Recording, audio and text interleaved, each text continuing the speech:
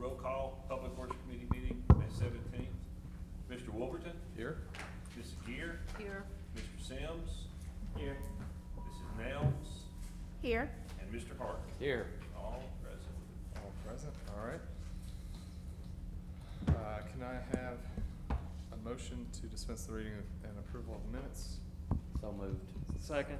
Motion from Mr. Harden, second from Mr. Sims. All in favor? Aye. Aye. All right. 5-0, thank you. And then we are going to old business, 07-02-21. Request for adoption of a franchise agreement for Spire. This is the gas company, correct? Not to be confused with the other one that had been on there. This is gas. Yep. Do we have any update on that yet? Mr. Pugh. Mr. Pugh? Do we have any update on the Spire. franchise ordinance agreement with Spire?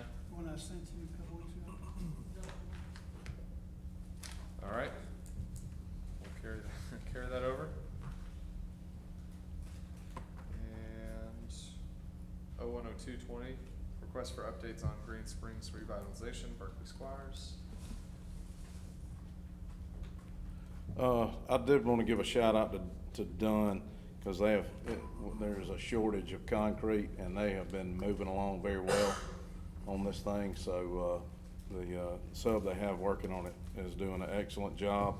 Right now they are, if most of you rode down there, they are pretty much all the way down on the north side, almost to the very end of where we'll stop in phase one. And they've marked off and did all the line locations coming on the southbound side. So everything right now, as long as we can keep getting concrete, we're gonna be good. So they're making good headway on it. So if anybody got any questions, I'll be glad to answer. They have to kind of move the triangle that's up by Raleigh and Yes. Oxford. Yeah, all that'll be done in the, once they come up or come southbound, they'll start attacking it. Okay. And all, but it's kinda in that next phase when we begin to do the medians and stuff and all. But once they get back to Raleigh, they'll be pretty much done with the sidewalks and the curbing and stuff on that. If you were gonna guess, how far out are we on that, probably? And I'd hate to say, cause right now, I mean, they're Materials. pushing 2 or 3 material suppliers and all, cause I mean, there's a lot of stuff right now. I mean, you know, we're waiting on a couple of projects we're doing in-house that we can't get materials on right now. So, Okay. you know, so anyway, other than that, that's all I have, unless y'all got anything. Berkeley, just Yeah. really quick. First of all, it looks great. Yeah. I mean, I'm excited to see how quickly it's progressing along. I did get a couple of comments about now that the juniper is out, that there's some kudzu creeping up on the Yeah. road. Just wondered if you have any We- thoughts on that. The gentleman that actually worked with Jennifer and I on the Greenway Trail, he is, him and I have had several conversations.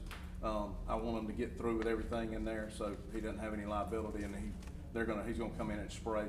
He worked with us on the Greenway Trail on some kudzu eradication, but, you know, it's kind of, that thing, you know, it grows at will and anywhere, so. But we are working on it, so I tell them it's not going unheard of. But we do have 2 light poles, I think that Randy, we were waiting for, Alabama Power to get the globes and stuff in that had been knocked over in accidents before. So I do know they had to run some wiring for those, and they've got that completed. So, but it's been addressed, so. Great. Thank you. So, Thank you. Thanks. All right, and we are moving on, so we will carry that over. Moving along to our one new business item. 03-05-21, request for, to work and make improvements in the city right away at the intersection of Shades Road and Forest Drive. Counselor Sims and Clinton Cook. Thank you. Yes, I believe, so Clinton's here. He's to do a presentation. I'll just let him kind of tell everybody what he's hoping to do. Yes, I'm here on behalf of the neighbors of Robin Naftal Heron. She's the woman that passed away in the accident on April 22nd. Just here, everybody wants to do something, and we saw an empty space in the medium and just wanted to put in a memorial tree. So I sent everybody an email. Hopefully you're able to read over that. Was everybody able to kind of see that and read over that email. So we're just here to, you know, ask for permission to put up a memorial tree. I talked to traffic and with Randy earlier today. Randy, I don't think you really had a problem with a tree necessarily. You just wanted to make sure that the sight line for that area was good, right? Right. So we've proposed a particular magnolia tree, a tulip magnolia. Jeremy Miller with Endless Summer Landscapes, the local landscaping contractors, agreed to put the tree in. The neighbors will front the cost for that, and we're really just requesting that you kind of give us access to that to make those improvements. Clinton, I will reference, Brian has a couple of pictures that you sent earlier today up on the monitor. So Brian, if you'll go back to that first one that shows the intersection. So this is one more, I guess, just the overhead to start. So there's the intersection of Shades and Forest that has the triangle in the middle that they're looking at making improvements in the right of way. And the next slide, you'll see this is actually from today, just for scale. You know, it's not that big of a triangle. I think that's your vehicle right Yep. there. Where they're hoping to make the improvements. The next slide is actually just kind of showing from a few years ago. 2008 or something. There was a Google shrub Street in View. that space, Yeah. but there's nothing there currently. That's Right. from 2008. And then the next one, I think, is an actual example of the tree that we're looking at putting in. I'll let you just kind of. That's right, yeah, so just Take it from typical there. tulip magnolia, based on talking to a few landscape designers. They say that this is a pretty common, you know, urban tree for medians, and I think it's relatively low maintenance, not any, you know, it doesn't get real big, 15 to 20 feet at best, so that's kind of what we're proposing. And it should be viable given the small footprint that it would have there. Yeah. Do you think that the neighborhood, if we get a drought or something, you guys will go water that? I live right down the street, and yeah, I would be happy to. I plan on, you know, kind of taking this on as my project, but a lot of the neighbors, they kind of, you know, I mean, I know as time goes on, some of this enthusiasm will fade, but, you know, neighbors would like to try to make it, you know, an annual kind of cleanup project just to bring everybody together, and it's great, so. Clinton, I think the only other question that I had heard when we talked about this briefly was just whether or not the family had been contacted and whether or not they were aware and Yeah, so okay with that. Tiffany Davis is one of our neighbors, and she was really close with Robin, and she said the family's fine with it. She's spoken with them. One of the other ladies encouraged me to take this proposal over to the mom who's staying at the house right now and show her, because she was excited about it and stuff. So I haven't personally spoken with them, but everybody says that they're happy with it. Okay, great. You have copies of those pictures? Can y'all send a copy to? Can somebody just send them? Yeah, Brian's got it back there, I'm sure. Just so I need to attach them as well.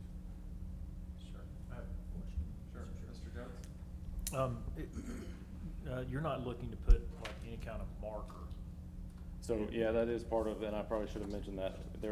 We're hoping, I mean, it's a memorial tree, so feel like it's just a tree without some kind of indication, right? So we would like to put a 6x12 laser engraved granite marker there, just to, and no one's decided on what they wanted to say, so I couldn't obviously tell you that, but, you know, the neighbors were just hoping to have something at the bottom of the tree. 6x12, we can, you know, it's pretty small.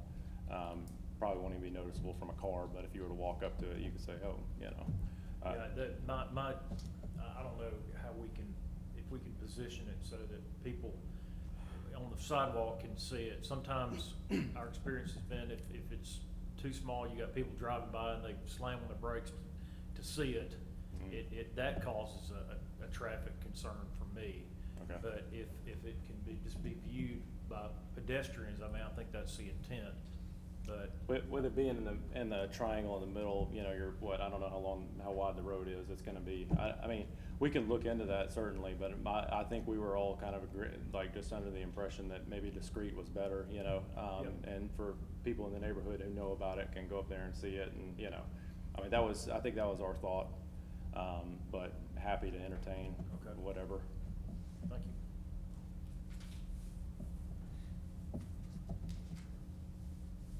Yeah, I'm not real sure about that either, that part. Yeah, of it. well, I mean, yeah, I just don't want it to cause any kind of, How- and well, Mr. Hamley, am I wrong? I mean, we've had situations where there's a new sign, and you're gonna have.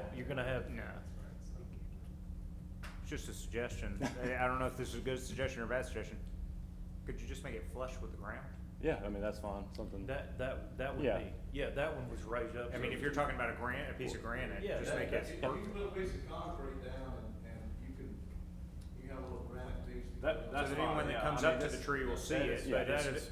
Yeah, I that's think perfect. the particular one we were looking at was just had like a little metal sign that he staked in the ground and just kind of tilted it up at 45, and, you know, we kind of figured it'd be close to the tree anyways, it wasn't, you know, we're not trying to make like a big Okay. billboard out there, it's just something that, you know, if somebody walks by, somebody knows, you know, can look at it and see, but yeah, we can make it flush with the ground, that's easy enough. Glenn, is there is the landscape company gonna put it in? Yeah, so, Endless Summers agreed to put it in for us. Make sure they water it for a while. I'll live next door. We'll put a gator on it and we'll make sure it's watered every 3 days or so. So,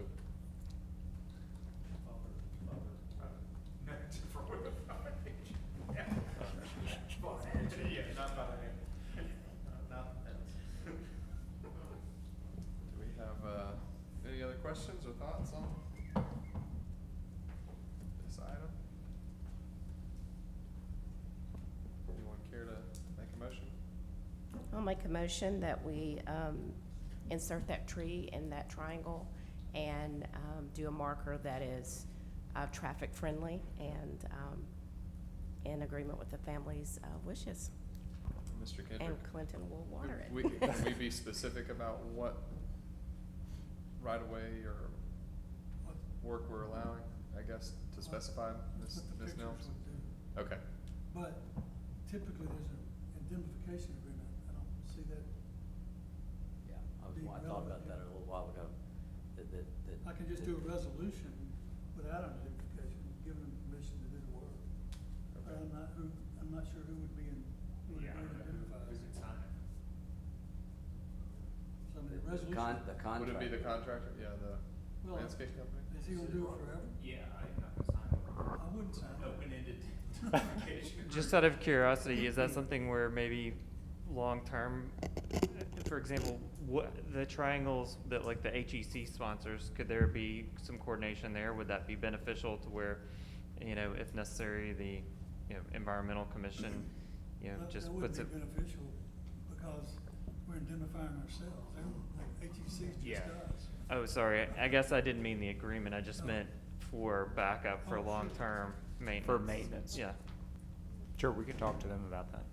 I mean, our objective with this was to put perennials around the tree, and actually limit maintenance. Like right now, it's just, it gets overgrown and they come out and they cut it down real low and then it grows back up. So hopefully it'll be less maintenance for the staff, so. So if we don't need indemnification, I'll second it. Motion from Mrs. Nelms and second from Mr. Harden. All in favor? Aye.